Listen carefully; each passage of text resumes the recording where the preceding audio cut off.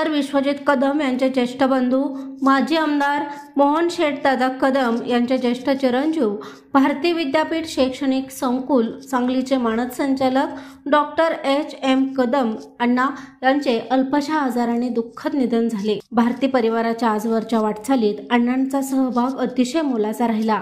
त्यांच्या निधनाने कदम परिवार व भारती विद्यापीठवर मोठा आघात झालेला असून कधीच न भरून निघणारी हानी झाली आहे।